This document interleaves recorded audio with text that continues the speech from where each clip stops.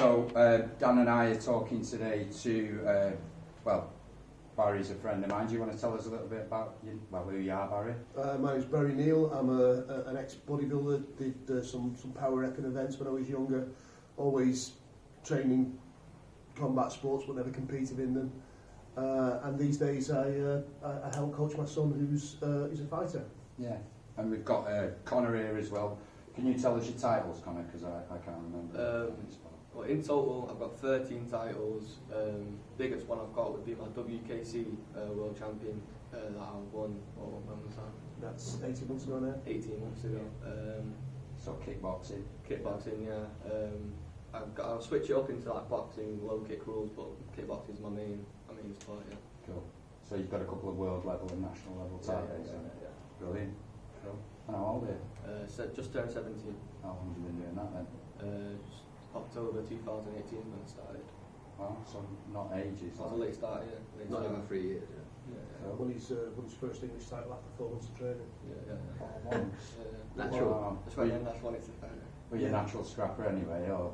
No, not really. Just like to do it. Like first weekend of training, I was sparring first weekend. With men, 14 years old, Cool. grown men, and looking like I'd been doing it for a while. Looking like getting punched in the face and looking like I liked it, which... Enjoyed this. Yeah, I'm allergic to that.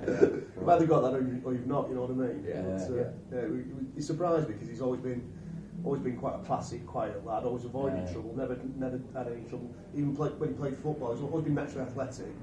When he played football, because he was fast on the wing, people were always trying to take him out, and he used to just laugh at him and walk off and not get into it. But he got his ring and started throwing hands and just took to it really naturally. Brilliant. Cool. So what other sports have you done then? A bit of football? Yeah, when I was younger, I did a bit of football, did a little bit of karate, don't know how far. But Not for very long. Did a season of rugby, didn't you? Yeah, Rugby rugby. when you were little. So you'd say always athletic? Yeah. I've always enjoyed like PE, stuff like that, you know, like school, stuff like that, yeah. I was complete opposite. Hated PE. Absolutely freaking hated it. I was Wrote letters to like- get myself out of it, do you know what I mean? That's how badly I hated PE. Kind of regretting that now, but That's right. It doesn't matter when you start, does it? As long as you get doing something. that's it. Yeah, I love PE. And okay, so only what, a couple of years fighting, already a couple of world titles. And you did a bit of sports and stuff at school, and you've obviously done what you've done, Baz, with the bodybuilding, power repping. A long time ago, but yeah. Yeah, well, you've done a ton of stuff. I remember being quite impressed with your trophies when I saw it and all that. Yeah, I was very lucky really. I mean, bodybuilding suited me. As soon as I started training, the discipline side of it, I had that kind of drive and that motivation. I could really sort of get myself up for stuff. Plus, that outlet for my aggression was useful. So yeah, throwing weights about it was a huge part of my... It's funny now, when I talk about it, it's so long ago, and it seems I don't really talk about it very often now. No. But it was such a big part of my life for so long that I forget sometimes. And the other day, for instance, I ended up sort of following a couple of threads on Facebook and found some old photos of us all at strongman contests when we were young lads or whatever. I thought, oh my God. But yeah, it does seem like a long time ago now. But yeah, I mean, I won a British title as a junior in my first year of competition. And that was in what discipline, sorry? That was in bodybuilding. Cool. So that was with the A&B, that was a drug-tested event. I then had a couple of years out of competing, came back in 93, won the UK as a lightweight in 93. And then went off to uni, so I didn't compete for a few years, and then came back as a middleweight. And I wanted one more national title before I retired. Didn't get it. I got, in fact, if I hear the words, and in second place, Barry Neill one more time, someone's getting chinned. I got, I think, 6 national level contests, and I got something like 4 seconds and 2 thirds. It was so frustrating. But never got the third title, unfortunately. But yeah, I was happy with what I did. Cool. Yeah, and you did a good varied bit of stuff. I remember seeing some quite cool posed. You did like some good, or modelling, was it, or something? I didn't see. I'm kind of like the opposite of a lot of this today's generation. Really, I kind of shied away from the publicity a bit. To be honest, it wasn't. It wasn't. But the last year that I competed, my sponsor said, "No, you need to get yourself out there a bit." Yeah. So I did a few magazine articles, did some personal appearances, modelling spots, did a TV thing, prime time Saturday night television with Ulrika Johnson. Nice. We were there for like 12 hours. I think I was on on screen for about 20 seconds or something, but a good experience though, you know. I wouldn't change it now. But I did some of the power, the power events. I mean, I saw myself as a bodybuilder, but I just happened to be a particularly strong bodybuilder. Sure. And not being the biggest guy in the world, all my training partners were like 3 or 4 stone heavy then. Yeah. So day in, day out, I'm competing with guys who were big, powerful lads. And just thought that was how it was, you know, and I could beat them at some stuff, I could keep up with them on others. So then when I did my first power event, it was an event that one of my friends ran, and I'd done a bodybuilding show the day before, so my weight was low. So you're not going to get depleted, are you? Yeah, but I jumped on the scales anyway, and I could just about make the middleweight class. Did it and won every single event. Wow. So won I forget what the events were at that one, but let's just say we won the squats, won the deadlift, won the bench press, won the shoulder press, won the chins, won the dips. Won every individual event. I thought, that was easy. Cool. So how did they run it with? Because I don't fully understand what power repping is. Is it? I get it's a fixed weight on bars. So at the time then, just to kind of put it into context, strongman then it wasn't like it is now. It was much smaller, far less events. And if you weren't 6'2" and 18 stone, you had no chance of that. The gym that I trained at used to run a few strongman events and sort of marshal at them. I'd try the events and I just physically wasn't suited for them. There were no weight classes in it. There were no novice sections in it. And you get guys like Lee Bowers turning up, who've been at the world's strongest man, like Mark Felix and that type of level guys turning up at like local shows and what have you. So if you weren't that kind of size,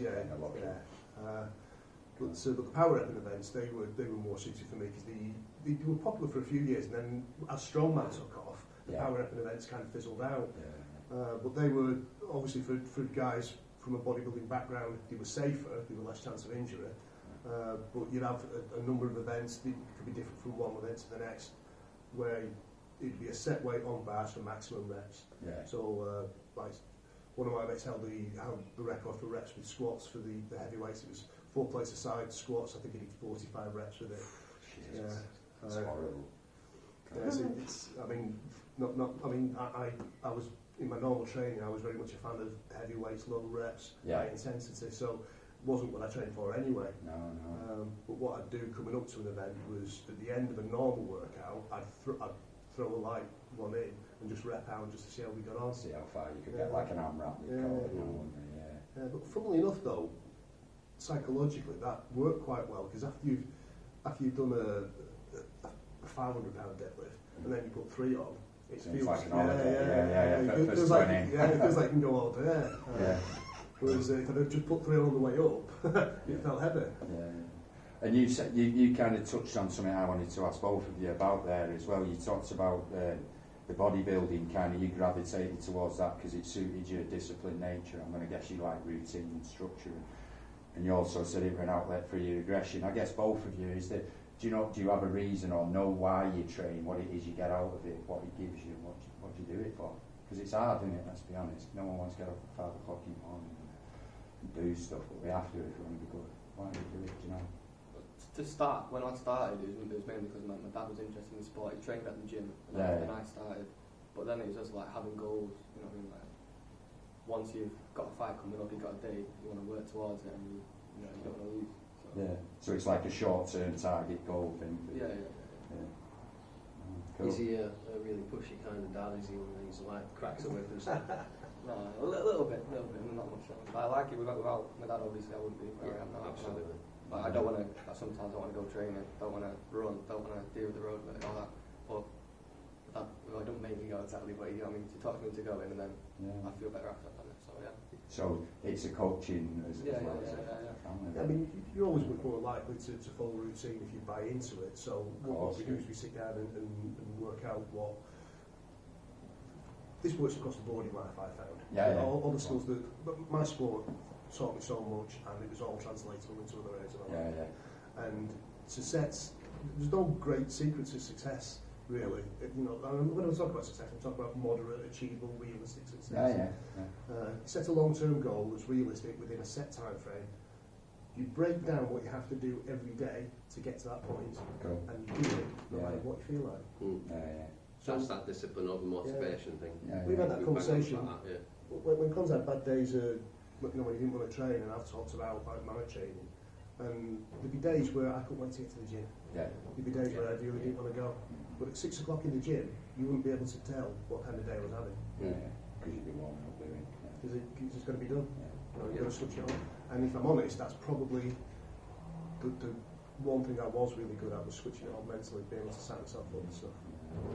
I think that's, see, one of the things you see bounced around, and I haven't got fully formulated opinions about it, but is this kind of myth of motivation, like motivation's going to get it done.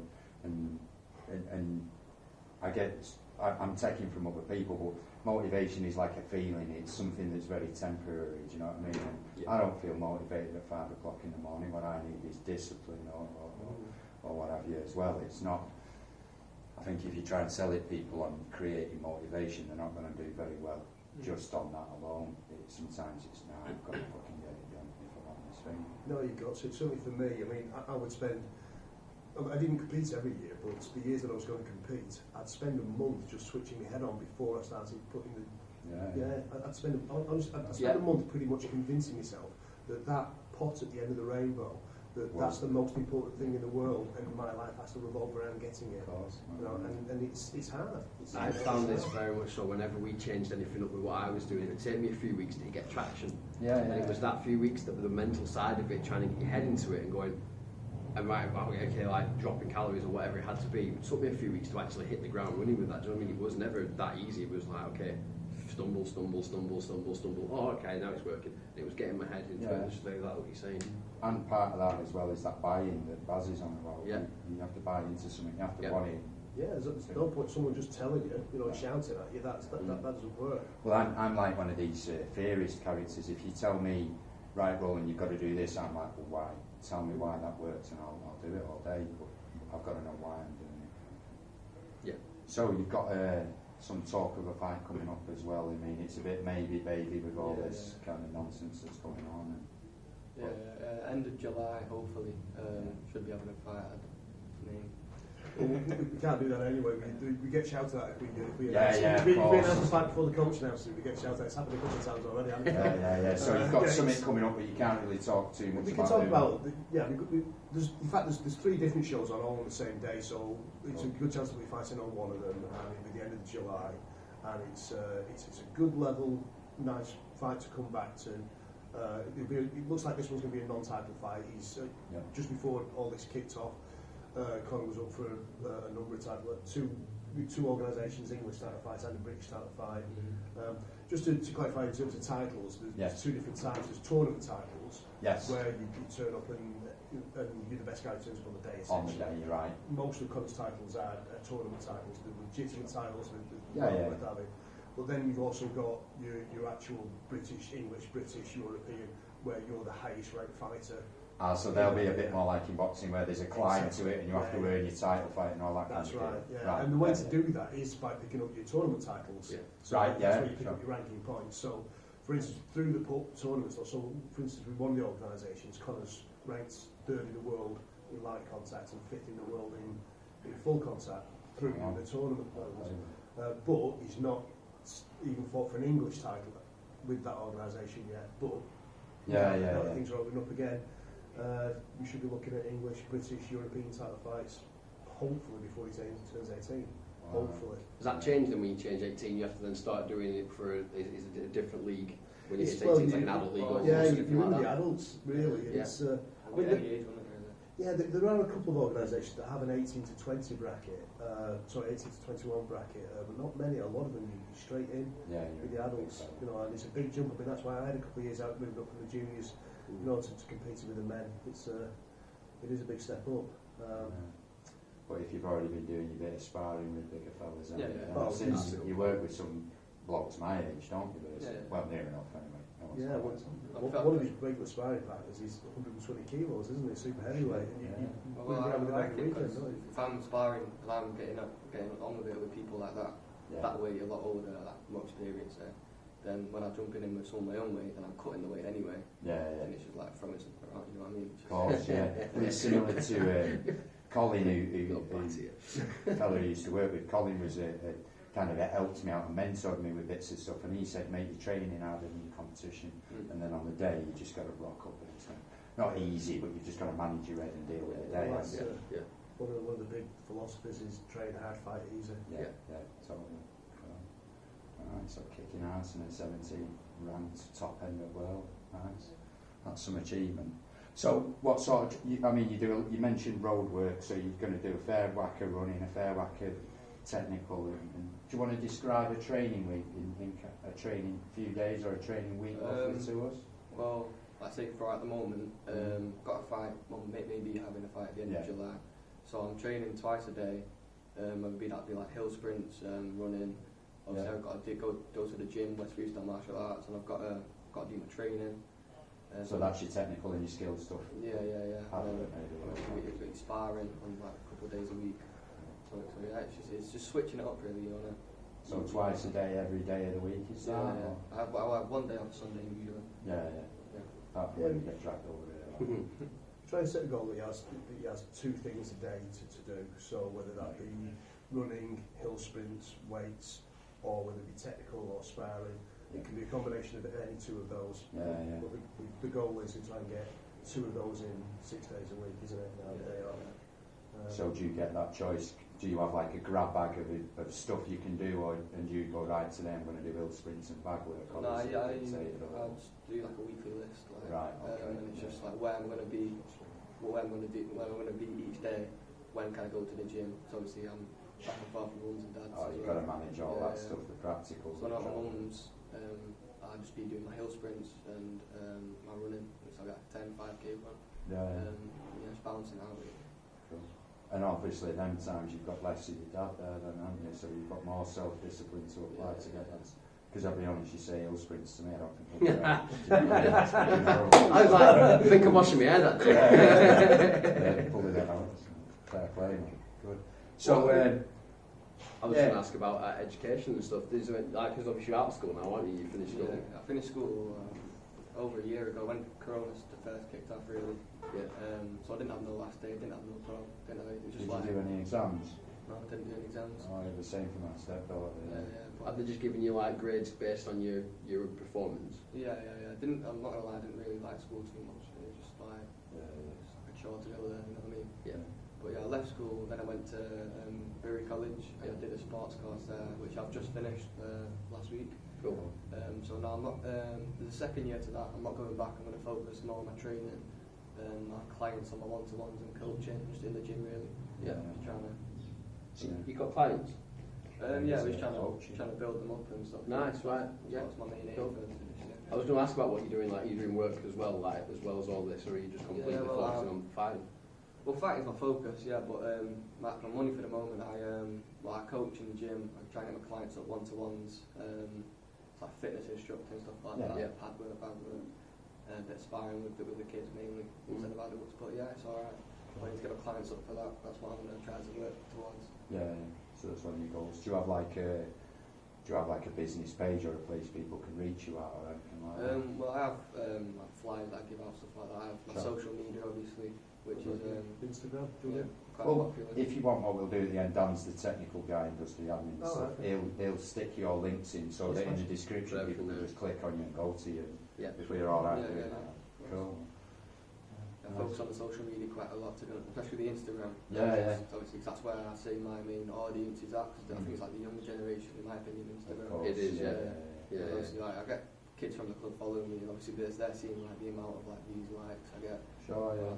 The pictures, and I try and focus on that quite a bit, Yeah, right or wrong, that's a part of it these days, isn't it? If you want to gain any traction and get it, that's right. Yeah. You've been well, when you get something, I think your last fight that you put on there got something like 30,000 views, didn't it? Yeah. And your stories gets like 60, 70,000 views. It's, Nice. so when it comes time to, one of the things about getting title fight opportunities is how many tickets you're going to sell. Yes, of course, And being a popular fighter with a big following, you also tend to push it to the top of that. So I mean, obviously the ability's got to be there, but yeah, that all helps. It's all part of the business. Yeah, of course, And that's what we're going to look at it now. We're going to look at it as a business. Yeah. Too right. Yeah. Met the dollar. That's right. Yeah, he's going to look after it all now when he retires. That's exactly why he's using it. He's look like, after the mantle. That's my retirement thing. Well, that's the thing though as well, isn't it? He's got limited legs. I mean, I'm 45 and I'm like, I do competitions now and then I regret it for 4 weeks afterwards and I'm falling bits and everything. He's got limited legs, you've got to cash in whilst you can and get out hopefully without brain damage or anything, do you know what I mean?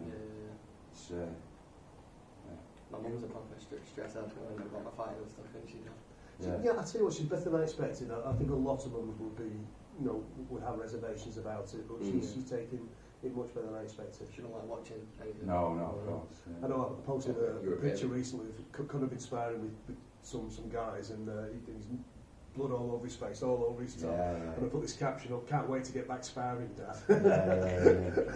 His mum was like cringing, but I mean, I've got a little boy like him, and if I start talking about the army or anything like that, I mean, I'm not trying to get a 6-year-old kid in the army, you know what I mean? But she's like, don't talk to him about that stuff. It's is what it is. I guess it's a bit different being a mum and that. Anyway, so you do a fair mixed bag of training. I mean, Baz, you did your powerlifting, your strongman, and your power repping, and all the rest of it. What's your training like now? What sort of stuff do you do now? My training is very gently breaking back into it after 6 months off. I got I really lockdown hit me quite hard, to be honest. I really struggled for motivation, and I've got no excuse either. I've got a decent weights room at home. We've got all the kickboxing stuff there to do. I've got cardio equipment in the house, and after about 2 months of the first lockdown, I just stopped doing anything. And I'm up 2 stone from this time last year. Right. This time last year, the coach was trying to talk me into having a veterans fight. Nice. I'm 50, just doing 52. Cool. And but I can't do any of that light contact, tip-tappy stuff. I'd have to get this. Do Yeah. you reckon you might do it then? Or No, not now. Not now. I think then, because at the time I think I was coming down anyway. I'd come down from about 100k down to 87 at the time, and I was trying to get down to 80. If I'd got to 80, I might have had a fight. But I'm 100k again now, so I'm not going to.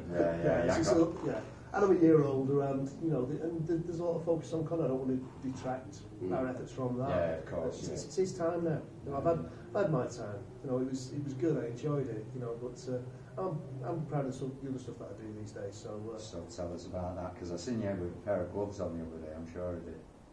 What, boxing? Oh yeah, still I mean, I've since the club's reopened again. I think I've only trained 3 or 4 times, but I will be training quite regularly again. Before lockdown, I was doing, because we have boxing nights and kickboxing nights at the club. So before lockdown, I was in kickboxing, boxing, and Krav Maga. I was doing combat sports maybe 4 or 5 times a week. Most weeks weren't I? Enjoyed it. It's again, need that outlet. I need that to be able to let that steam off sometimes. But no, I'm not. I've never fought competitively. I don't see me fighting competitively now. I was kind of getting taught into it like a year ago, but 2 middle-aged blokes knocking lumps out of each other. But, some of that white-collar boxing, perhaps, but no. Got a few minutes to do that. It looks quite fun. Not for me. Not for me. No, I don't see me fighting unless it's in a kebab shop on a Saturday night. And you kind of. You've got a good background in nutrition, Barry. I know I've tapped you up for advice anyway.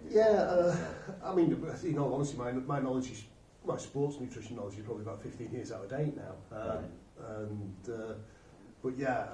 obviously because of the bodybuilding, I learned as much as I could, read everything that I could. I went back to college when I was 23, I think. I did a couple of A-levels, anatomy and physiology, and then I did a degree in biochemistry, specialising in nutrition. And the only reason why I did it to be a better athlete, not for any particular job or career. But then fell on my feet working in the pharmaceutical industry first. And funnily enough, all those transferable skills that we're talking about, the discipline, the motivation, the time management, the setting goals, all worked out really well. So built quite a nice career for a while there. Went through quite a difficult time, and then started again and did it again. So. And you work in, you're still with Vitamin D, do you? Yeah, I work for a company called Sunvit D3. They're owned by a pharmaceutical company called Eddie Allen Pharma. We do a range of pharmaceutical, the Sunvit side of the business, a range of pharmaceutical grade vitamin Ds, which is obviously quite a hot topic at the moment with coronavirus. That's right. So I have to be careful what I say because some of the studies haven't been published yet. But one of the big risk factors for morbidity with COVID was low vitamin D levels. Deficiencies. saw some stuff around that. So the business is booming at the moment. If anybody is interested, there's Connor's got his own discount code for his fan base. It's Martial Arts 21 on the Something D3 website. And that gets you 20% off, I believe, yeah. Plus, as well, if you use that code, you're not only saving yourself money, but it's also helping Connor get a bit of a supporting him in using the code.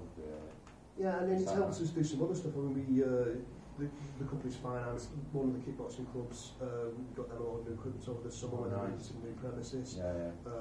We're putting a photo shoot on soon for some fighters that so they can get some nice quality professional shots of their social media. They're at a similar level to Connor. You know, they're up and coming young fighters. So it allows us to do some stuff like that. So give me some fight kit as well, didn't you? Oh yeah, they did. Yeah, so Connor's actually sponsored by Something now. And at first, you know, it was, because it was quite a while ago when that first came up, it was kind of like it was a nice thing to do, but then the publicity that Connor's got from drawn for them is paying it. It's quite rewarding, so we're hoping the same will happen with some of the other young fighters that we're working with. I guess the reason I was drawing attention to it, it's kind of a win-win in it. If I get a 20% discount off my vitamin D and I'm going to buy it anyway, and I'm supporting some local fighters, absolutely, a bit of a toehold and a boost up.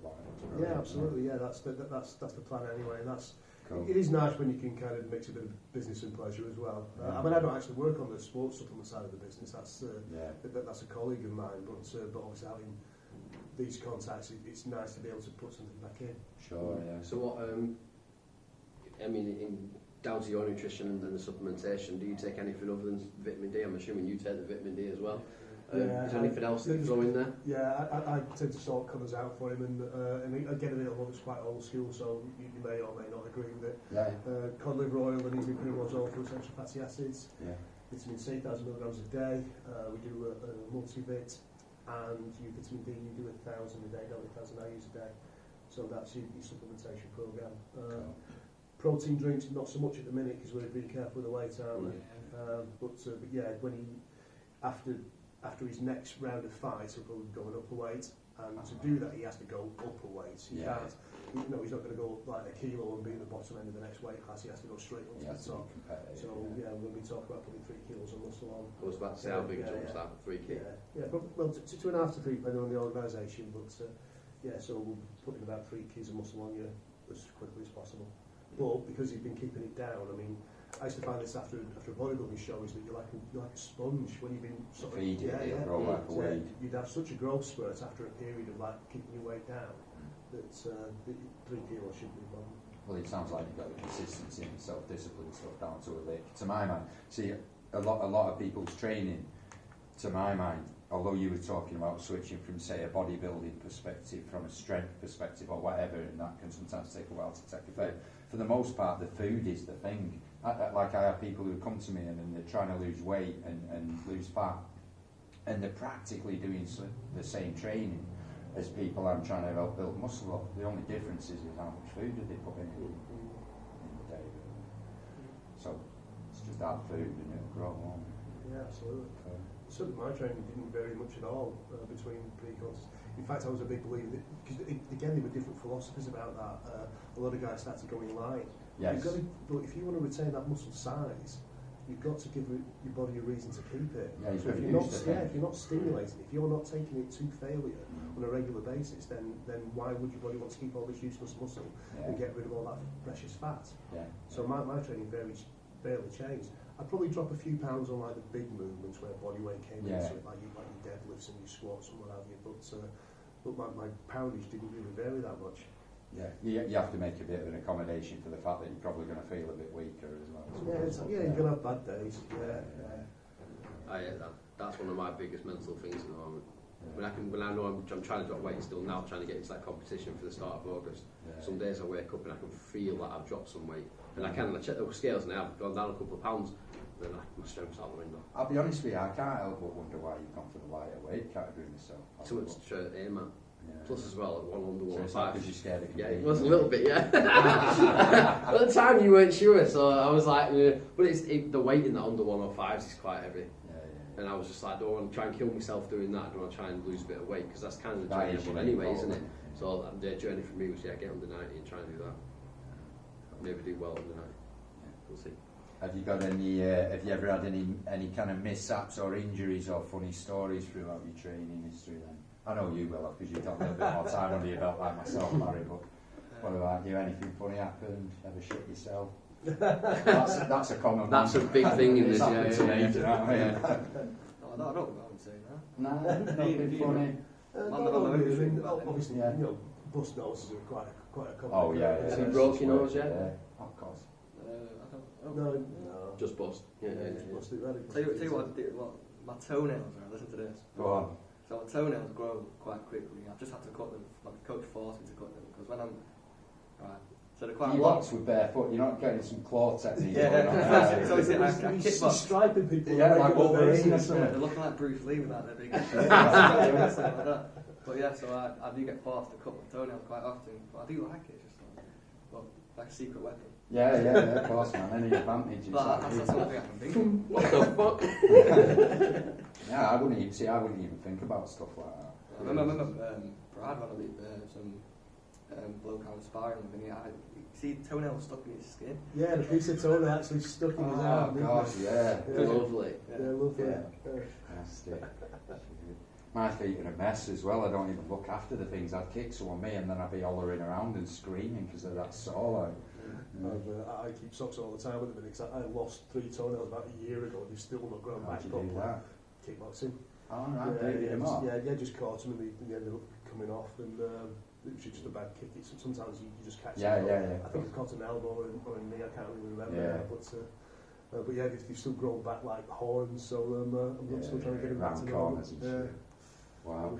And do you do, I mean, I'm not a fighter, never really done any kind of fighting or anything, and so I'm just looking outside in. Do you do any of that kind of stuff to condition your body? Like you see people punching buckets of sand and whacking the shins with bits of cane, any of that kind of stuff go on, or is it just conditioned by the sparring? Chasing chickens like Rocky did. Well, yeah, you never know. Not too much at the moment. I think that's a focus for the end of this year, next year. So I want to move into different disciplines, stuff like that. But like right now, I fight with shin guards and stuff like that. Sure, so it's not that much of a big deal. So I try and focus on the training, cardio more, Of course, more than irrelevant stuff for at the moment. Yeah.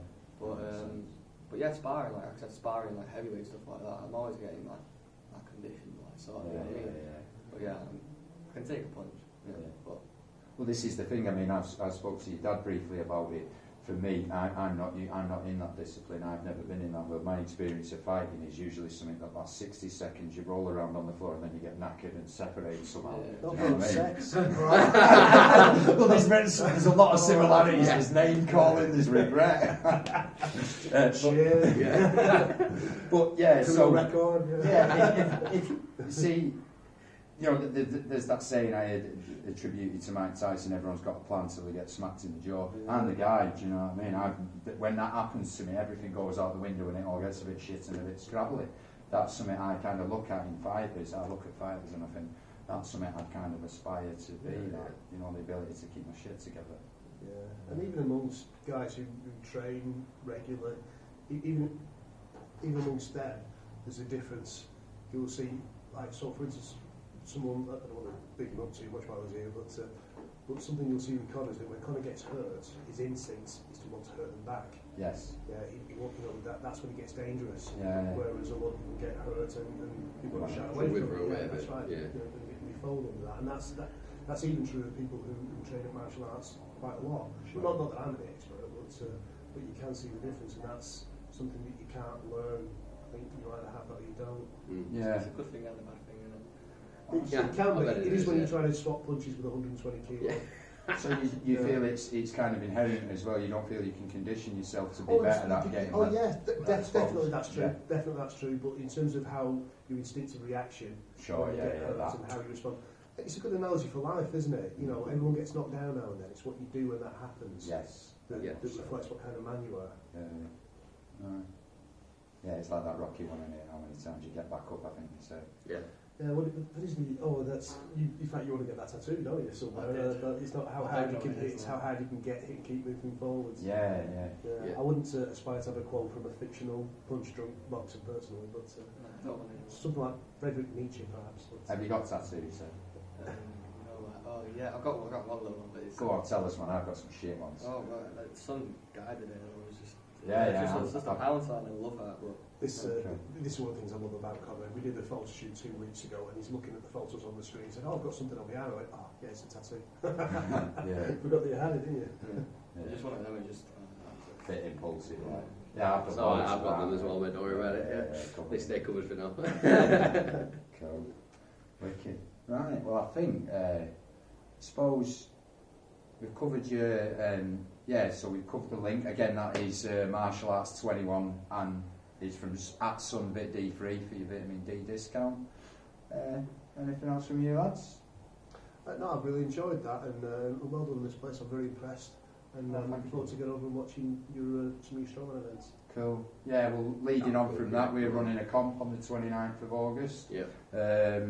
50 athletes signed up so far. 50 athletes we've 50 got, athletes. Yeah. Dan does admin, I just run around and look busy. I just make you lift up every now and then go, okay, move that. So anyone local to the northwest, Clitheroe, wants to come down and have a look at that, do. Some of the money's going to be donated to the Samaritans. Yeah. Yeah. Way too many people that we're knowing just taking their own lives. It's not very good at the moment, is it? And no. So we're helping them out where we can. Anyway, it's a fun day as well. Come down, throw some heavy shit around. You may be along if you're not too busy. We'll be here. Cool. If I could just give a mention to Contrains, West Freestyle Martial Arts over in Helmshire in Rosendale. It's a great family-oriented club for anyone who fancies giving martial arts a go.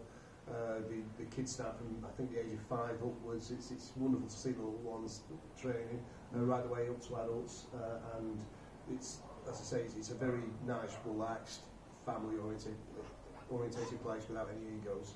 Yeah, cool. Well, I mean, I'm an example of it not being that way, but for my mind, you get your kids disciplined and fighting and stuff earlier, they're going to be humble, more confident people. That's what I feel about fighters generally. Yeah, very, very transferable skills, and certainly in terms of confidence, do you the world good, hasn't it?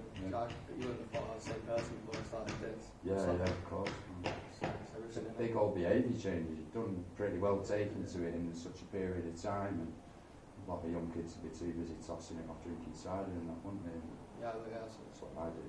I'll say that was pretty much me as well. Yeah. I had to miss a lot of stuff, and like 2019 when you say that, I had to miss like a lot of like my mates' birthdays, my birthdays. Sure. I was fighting like very often, like sometimes like every weekend in a month. You know what I mean? Wow. Also, I'm keeping my weight down as well. I'm water loading. I'm training, and it just So I missed a lot of stuff in high school, but I don't regret it because now I've got shiny titles on the wall. I was going to say, I mean, I'd rather have a few bits of trophies and be able to tell my kids something decent rather than a 𝐂𝐳𝐿 story. I got some nicked for criminal damage. You were great. Obviously, at the time, just in high school, everyone's doing that on the weekend. You're seeing it on social media. Yeah, everyone's doing it. I'm sat there.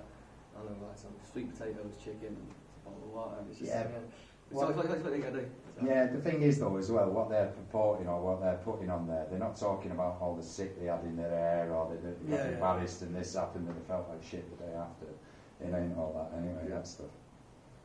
Cool, man. Well, it's good to meet you anyway, Con. Nice one, dude. Nice one, Barry. Thanks, guys. Thanks for the Yeah, I think that's it then, innit? Yeah, until next time. Later. Bye.